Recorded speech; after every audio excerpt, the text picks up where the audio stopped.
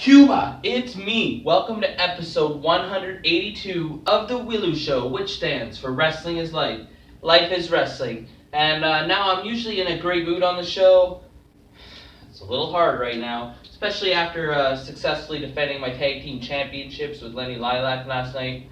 But unfortunately, I'm going to have everything that was planned for the show today is going to be put off to a later date because, as many of you know, word has just been circulating through the social media.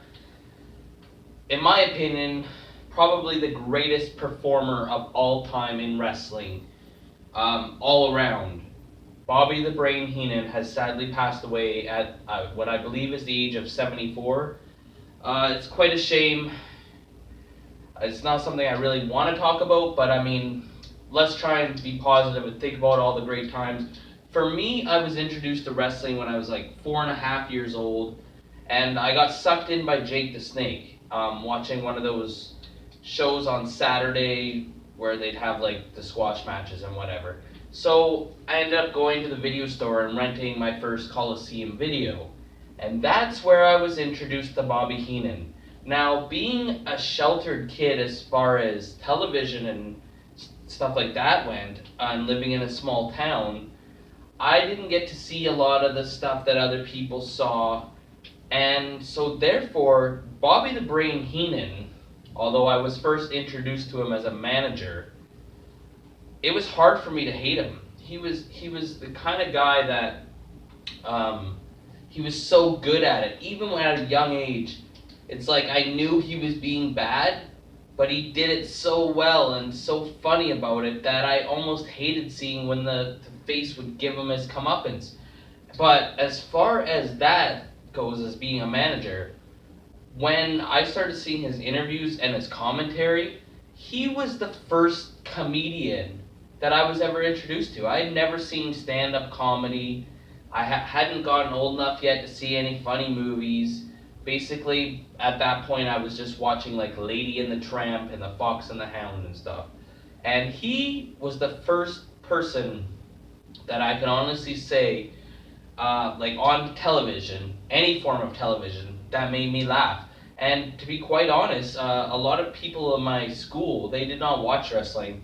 I stole as many of his jokes that I possibly could. Like, to me, he was the funniest ever. And I couldn't hate him. And then, wow, with him and Gorilla Monsoon, I don't think there's ever going to be a pair. You may say, this person's the best announcer of all time, this person's the best or commentator or whatever of all time, but I don't think anyone could say that Bobby Heenan and Gorilla Monsoon, that there's ever been a better duo than them put together. They were just meant for each other, man. It was so perfect. And you know what? I'm trying to think happy thoughts that hopefully they're reunited now. I'm just trying to think, like, I'm a little bit speechless. I didn't really prepare. I just knew, hey, this is the right thing to do. Talk about Bobby Heenan and give him the props he so ever deserves. It was a shame he was struggling in the last few years. He had a lot of physical pain, so now, I mean, I hope that at least he's not in pain anymore. But even right till the end, he kept up his humor. He could still be funny even with his limitations and whatnot. And some of the greatest moments, man. You know what? I really loved him on Nitro. I know a lot of people say, oh, his heart wasn't in it and stuff like that. But I remember him like almost taking jabs at the company or like the crappy wrestlers. Like, yes, he was a heel, but the way he would do it, it's almost like he'd give you the wink. Like, oh man, like you were in on it. Like, you knew the truth. He was just there for the paycheck. But man, he had so many. I love reading. There's like this fake Bobby Heenan on Twitter and stuff like that. And there's some of these groups. I love reading through those and just some of his quick, witty. Like, did he actually spend a lot of time coming up with that stuff, do you think? Or do you think that it was all off the top of his head? I'm sure one or two he came up with, but some of those it was situational, so he couldn't have thought of it through. And his comebacks, like if someone would say something to him, man, he was right there. He has to be one, and he'll never will because he was strictly for wrestling. But in my opinion, out of all the comic geniuses in the world of all time, he's got to be in the top 10, possibly even top 5. like he'll never. Maybe now he will get his just due. But to people outside of the wrestling world, I don't think they realized or got the chance to realize just how great he was. I loved him in WWF. Like he was such a great manager, yes, and I did like him as a manager. But I liked him on commentary on the pay-per-views because then you got like 3 hours of him. When he was managing, he was very good at putting the spotlight on his wrestlers that he managed and not taking away the spotlight and just being there when he needed to be.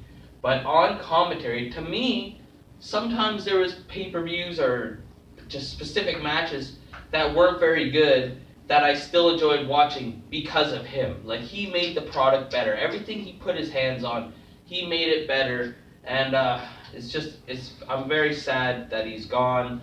I mean, I guess you could take some, like, you could take something away from it saying, well, at least he wasn't 20 years old and in his prime and he died in a freak accident or something. At least he lived a good, long life with so many great memories. He did well for himself financially and whatnot, and he had a great family, and so at least there's that. I mean, but everyone always says, like, oh, he's good and he's great and he's a legend and this and that.